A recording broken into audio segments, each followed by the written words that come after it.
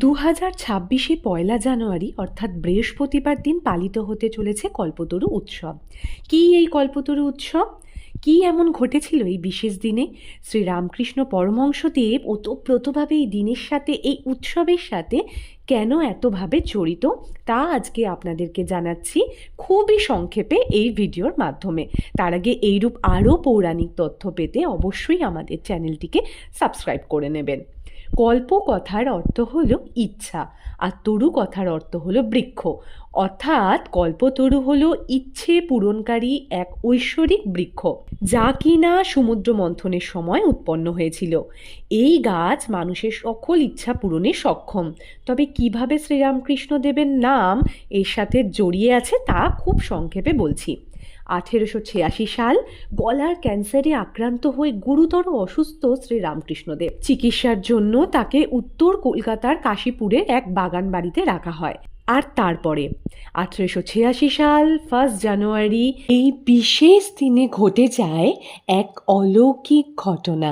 তিনি একটু সাময়িক সুস্থ বোধ করায় বাগানে হাঁটতে বের হয়েছিলেন।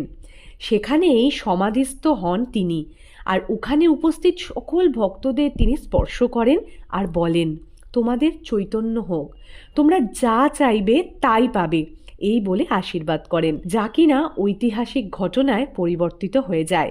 এই ছাড়া এই দিনেই রামকৃষ্ণদেব তার অবতার রূপ প্রকাশ করেছিলেন বলে ভক্তরা বলে থাকেন। এদিন ভক্তরা তার কাছে যা প্রার্থনা করেছিলেন তিনি সকল ভক্তের মনস্কামনা এদিন পূরণ করেছিলেন, ঠিক এক কল্পতরু বৃক্ষের মতো। তাই প্রতি বছর 1 জানুয়ারির দিন কল্পতরু উৎসব পালন করা হয় কাশীপুর উদ্যানবাটিতে, যা কিনা রামকৃষ্ণ মিশনের এখন একটি অংশ, ও দক্ষিণেশ্বর কালীবাড়িতেও এই উৎসব সমারোহে পালিত হতে থাকে। ভক্তরা পুজো করে, নিজেদের মনস্কামনা শ্রীরামকৃষ্ণ দেবের চরণে রাখে, মায়ের পুজো করে এবং এই দিনটিকে এই উৎসবের মাধ্যমে বিশেষ করে তোলে। তবে আসি, এইরূপ আরও পৌরাণিক তথ্য পেতে অবশ্যই আমাদের চ্যানেলটিকে সাবস্ক্রাইব করবেন।